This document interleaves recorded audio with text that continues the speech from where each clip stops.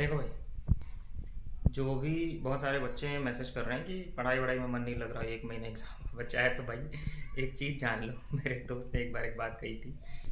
देखो, एक समय के बाद ना तुम्हें मेहनत तो करना पड़ेगा, चाहे तुम फिजिकली करो चाहे तुम मेंटली करो। ऐसा तो होगा नहीं कि तुम जीवन भर पढ़ाई करते रहो या जीवन भर तुम्हारे पिताजी तुम्हारा खर्चा उठाएंगे। कभी ना कभी तुम्हें अपने पैरों पे खड़ा तो होना पड़ेगा। अब वो चाहे तुम बल से काम करके हो चाहे बुद्धि से काम करके हो। अगर फिजिकली मेहनत करने से बचना चाहते हो, बोझा उठाने से बचना चाहते हो, तो खुद को इस काबिल बनाओ कि मेंटली वर्क करने के लिए कोई तुम्हें हायर करे, तुम्हारा कहीं सिलेक्शन हो, है ना।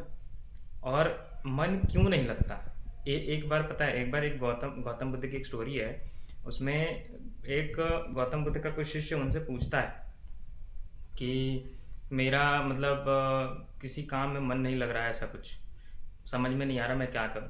तो गौतम बुद्ध उसको कहते हैं कि चलो मेरे साथ। उसको लेके जाते हैं एक जगह। एक नदी होता है, एक तालाब होता है, नदी हो या तालाब हो, वटेवर, अपने को क्या करना है।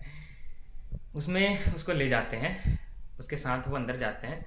बीच तालाब में जाके उसको सर पे हाथ रखते हैं ऐसे एकदम, और उसको पानी के अंदर दबा देते हैं।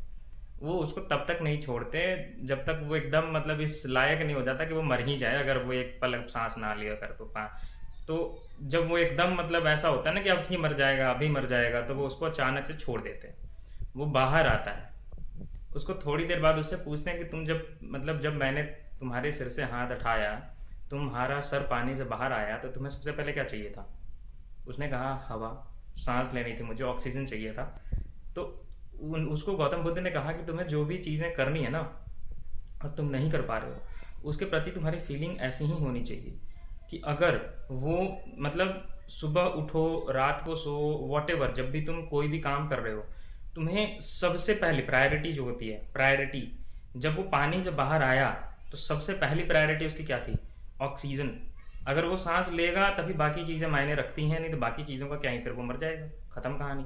सेम थिंग है, मेहनत नहीं करोगे, पढ़ाई नहीं करोगे, शेड्यूल पे फोकस नहीं करोगे, तो क्या होगा, जॉब नहीं लगेगी। जॉब नहीं लगेगी तो तुम जस्ट इमेजिन करो, सरकमस्टांसेस नोट डाउन करो कॉपी पे कि अगर जॉब नहीं लगी तो तुम्हारा क्या होगा, तुम फ्यूचर में क्या करोगे।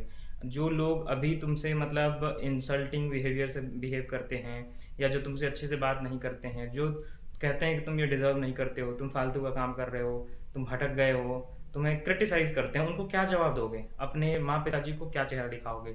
सबसे बड़ी बात है कि आईने में जब देखोगे तो क्या तुम खुद से नज़रें मिला पाओगे आज से 5 साल बाद, 3 साल बाद। जस्ट इमेजिन करो, अगर तुम इतना कर पाओ तो पढ़ाई में मन अपने आप लगेगा, ठीक है।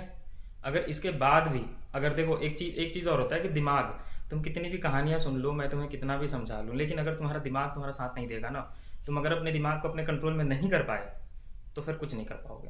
क्योंकि तुम्हारा दिमाग ना हमेशा, जैसे होता है ना, जैसे अभी कुछ दिन पहले मेरी एक स्टूडेंट कह रही थी कि CG21 का नोटिफिकेशन आने से पहले उसको मतलब ऐसा था कि नोटिफिकेशन आ जाएगा तो पढ़ेंगे, डेट पता चल जाएगा तो पढ़ेंगे। वो पिछले 6-7 महीने से टाल रही थी। फिर जब नोटिफिकेशन आ गया, डेट्स आ गई, अब क्या, अब फिर उसको पढ़ाई में मन नहीं लग रहा। एक सिंपल सी बात समझ लो, दिमाग क्या होता है ना, हमेशा फ्यूचर और पास्ट में रहना चाहता है। क्योंकि अगर वो प्रेजेंट में रहेगा तो उसको काम करना पड़ेगा। प्रेजेंट में अगर तुमने कोई भी गोल, जैसे आज का अगर तुम कोई डिसाइड करोगे कोई गोल, तो आज तुम्हें काम करना पड़ेगा ना। आज वो गोल जो तुम्हारा टू डू लिस्ट में होगा उसके लिए काम करना पड़ेगा।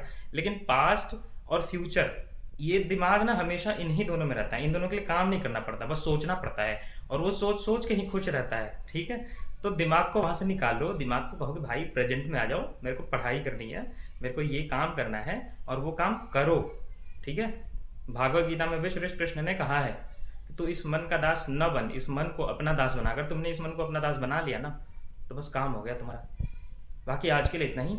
अगर अच्छा लगे तो लाइक, शेयर और सब्सक्राइब कर देना, ताकि मैं आगे और भी ऐसी वीडियोस डाल सकूं, और डालता रहूँगा obviously. Thank you so much. चलो बाय बाय। होपफुली अब पढ़ाई करोगे।